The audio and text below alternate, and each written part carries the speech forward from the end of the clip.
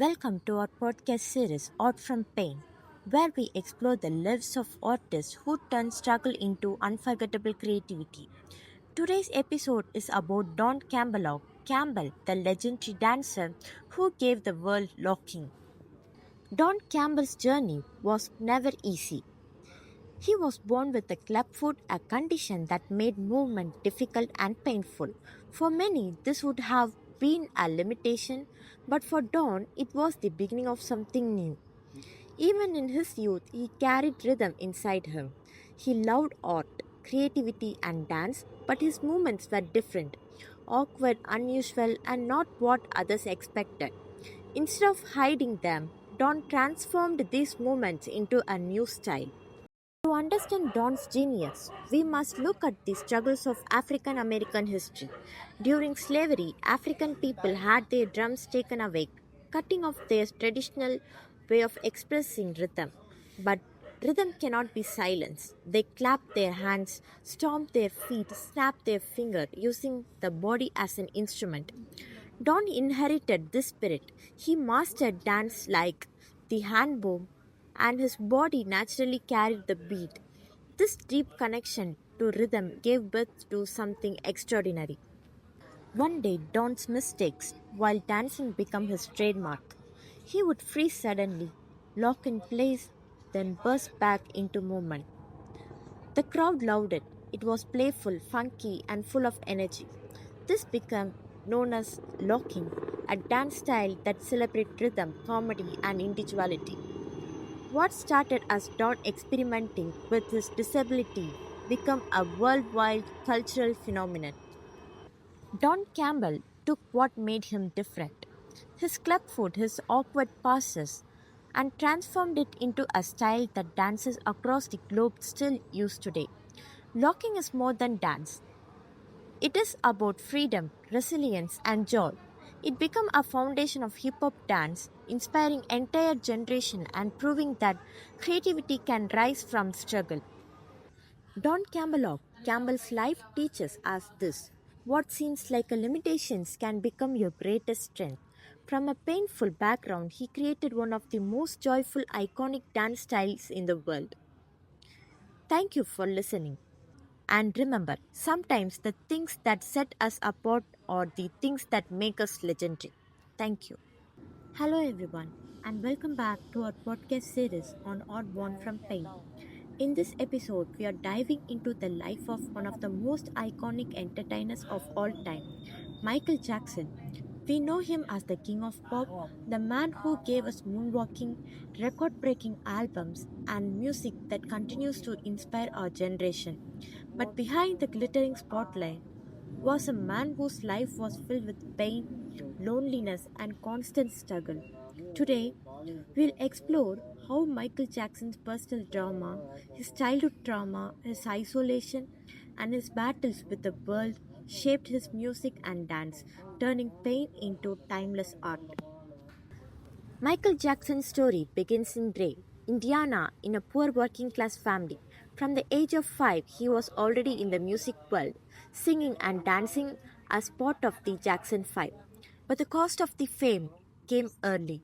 His father, Joe Jackson, was extremely strict, sometimes abusive. Michael later admitted in interviews that he trembled when his father entered the room. The rehearsals were harsh, punishment severe, and there was no space for the innocence of childhood.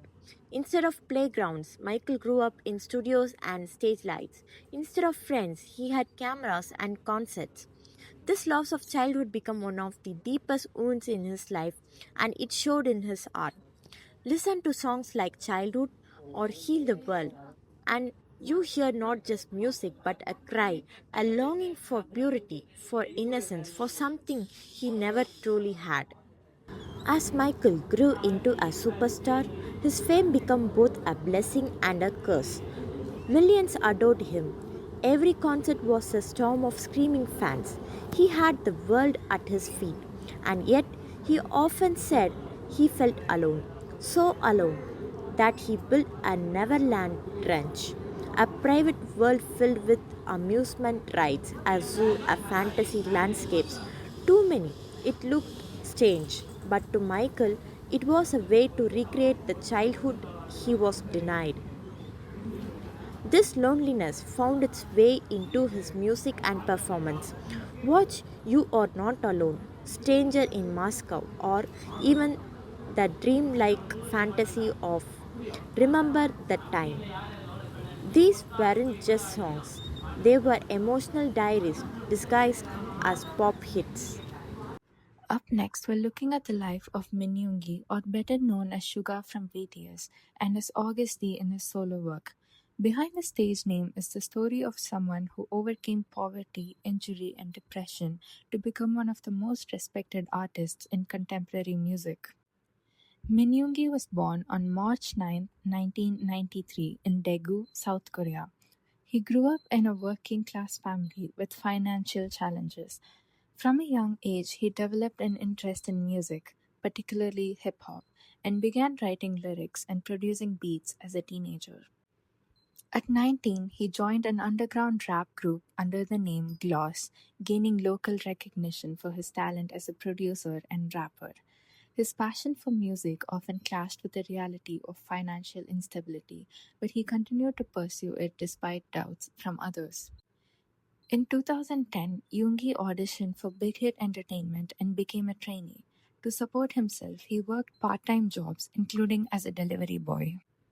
During this time, he was in a traffic accident while making a delivery, which injured his shoulder. The injury caused him years of chronic pain, and he often performed while concealing the severity of it. Beyond physical struggles, Yoongi has spoken openly about battling depression, anxiety, and feeling of self doubt. In an industry where perfection is expected, his honesty about mental health has been both rare and groundbreaking. Yoongi debuted with BTS in 2013 as a rapper and producer. The group faced financial and public challenges at first, but gradually rose to international success. Yoongi's role within BTS has been central, not only as a performer, but as a composer and producer for many of their songs.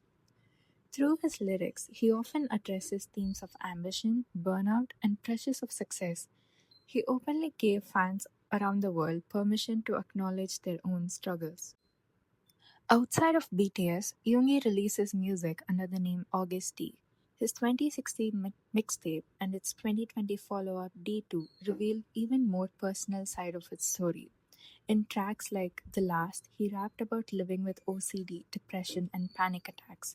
He also addressed his fear of failure and the pressures of fame. This candid approach set him apart in K pop and hip hop alike. Instead of hiding his pain, he turned it into art. His music resonated with listeners who felt seen in his words. In 2020, Yoongi underwent surgery to repair his long standing shoulder surgery. He took time off from BTS promotions to focus on recovery, a decision he later explained as necessary for his long term health. But speaking openly about prioritizing physical and mental well being, he set an example in the industry often driven by overwork. Today, Min Yoongi is recognized not only as a member of BTS, one of the biggest groups in the world, but also as a respected songwriter, rapper, and producer. He has written or produced hundreds of songs, both in BTS and for other artists. His legacy is defined by honesty. He has been transparent about his struggles, showing that vulnerability can coexist with success. To fans, Yoongi represents resilience, the idea that hardship can be transformed into creativity and that it is okay to seek healing while chasing dreams.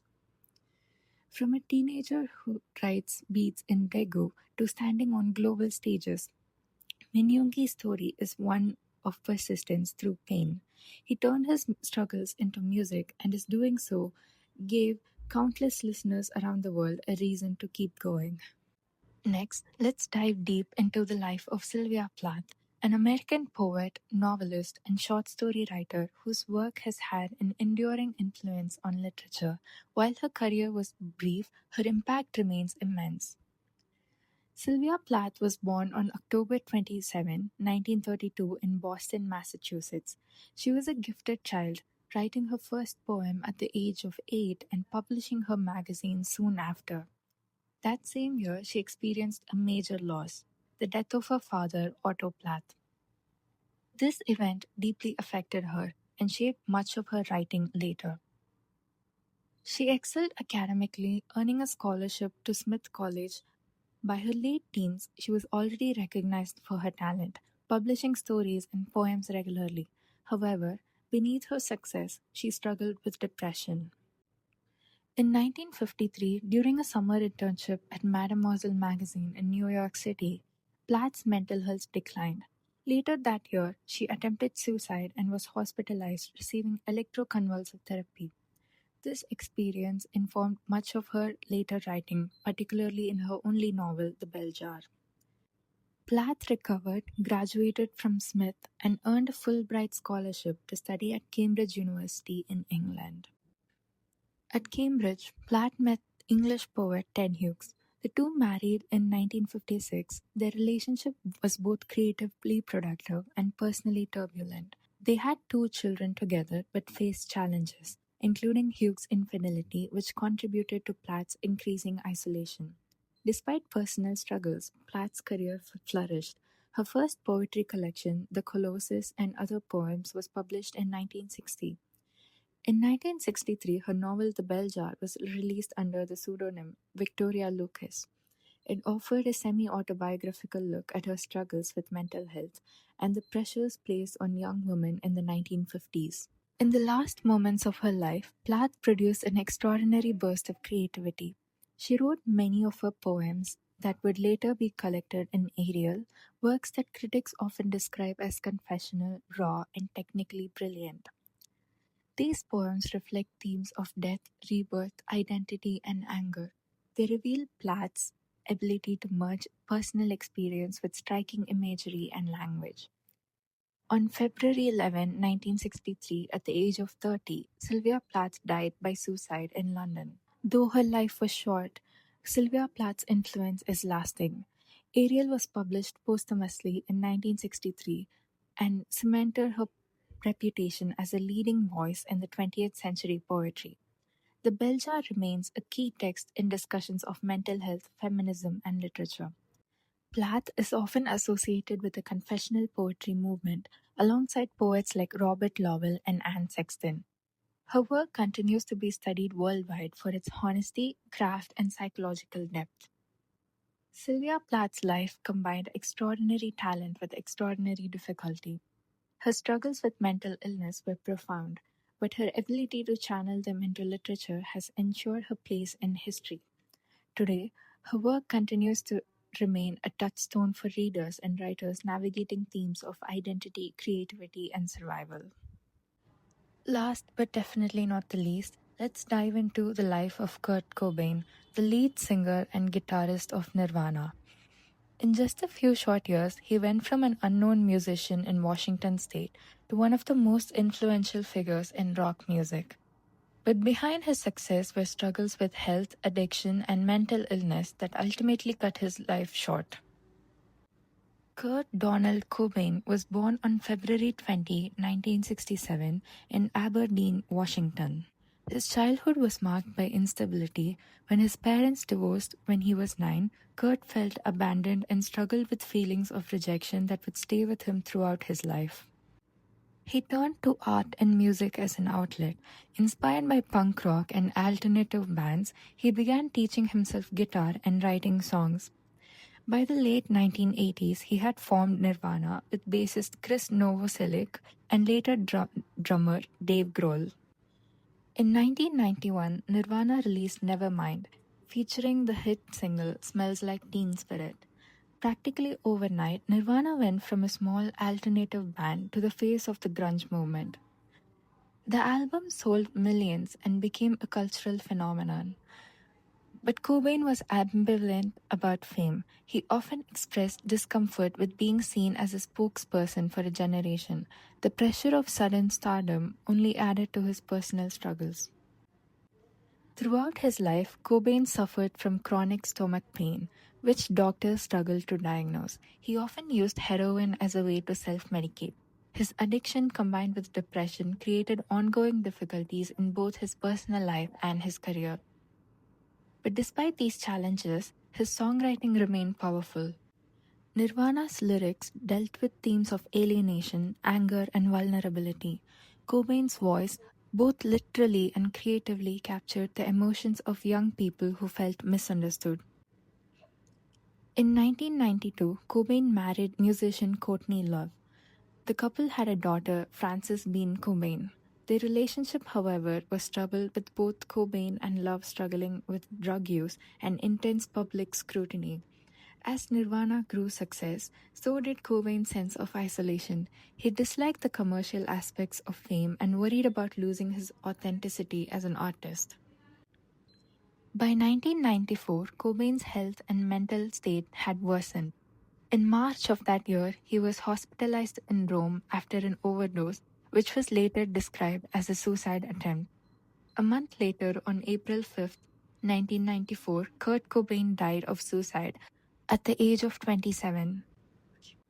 His death shocked fans worldwide and added him to what is often called the 27 Club, a group of influential musicians who died at the age of 27, including Jimi Hendrix, Janis Joplin, and Jim Morrison.